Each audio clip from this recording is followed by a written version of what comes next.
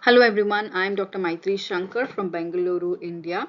I hope you find great enjoyment in this session focused on creating infographics. May it spark your creativity and expand your skills in visual storytelling. Here is the overview of this session. So by the end, you will know what are infographics, what are the advantages of using infographics, and the steps to create them. What are infographics? An infographic is a collection of imagery, charts, and minimal text that gives an easy to understand overview of a topic. People retain just 10% of what they hear and 20% of what they read, while they remember 80% of what they see. 65% of the people are visual learners. Visual abstracts and infographics helps in simplifying complex topics and complex subjects. I'm not an expert or a pro in creating infographics. I've just learned and I've been creating some over the past few years thanks to Nephrology Education Collective internship. So I will share with you whatever I have learned so far about infographics. Here are the steps to create infographics. First is to find a suitable, interesting topic. Prepare a draft in the Word document. Structure the infographic on a PowerPoint template. Choose a suitable title, put in all the icons. The key here is to keep the infographic simple. Make sure the boxes and the icons are aligned. Choose a pleasant color scheme. Peer review and suggestions from mentors are like an icing on the cake to make your infographics better. So how do we choose a topic?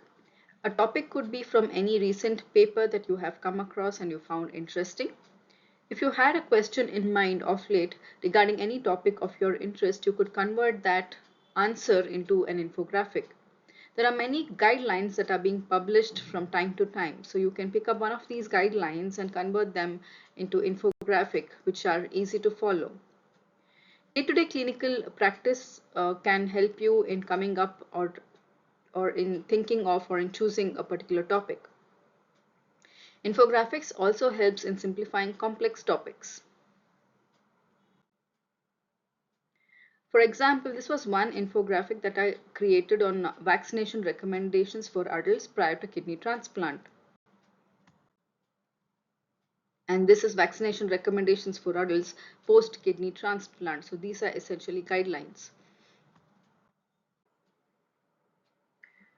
Prepare a draft, do a thorough literature search on the topic, and once you read, simultaneously highlight the key points in the article. Transfer the key points into a Microsoft Word or a Google document.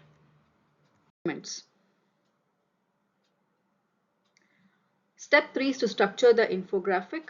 Plan and decide on the outline of the infographic.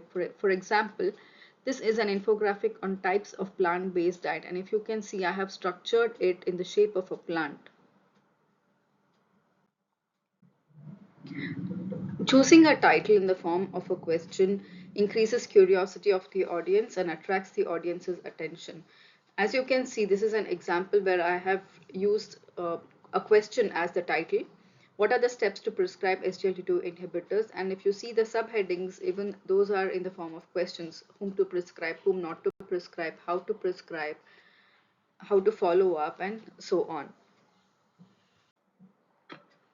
The icons can be downloaded from few websites such as Flaticon, Noun Project, and Icon Finder. You can download the icons in .svg format because it would be easy to edit. And whenever you're adjusting the size, make sure you press on the shift button because you want the size of the icon to proportionally reduce and increase. You don't want the icons to look too stretched or too compressed. So the key is to keep the infographic simple. Do not overload the infographic with too many colors. If you can see the first infographic here, you can see that there are multiple colors.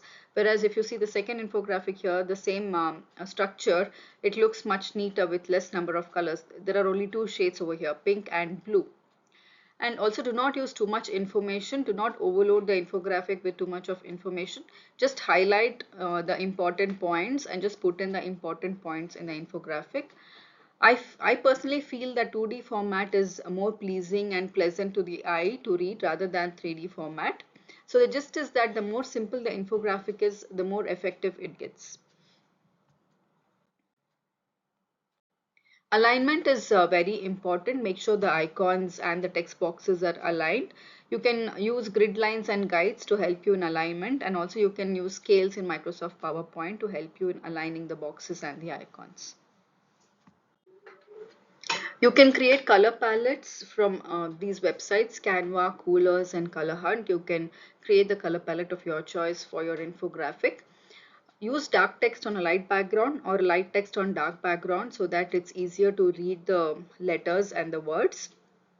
You can see two examples here. The first one is light text on dark background and the second one is dark text on the light background. Show the infographic that you've created to your peer group, show it to your mentors, take their suggestions and try to incorporate their suggestions. I'm sure your infographic is going to become much better. Thank you. I hope you have a wonderful experience creating infographics after this session. If you have any queries or if you want any feedback, I'm always there. You can find me on Twitter at Nefromaitri.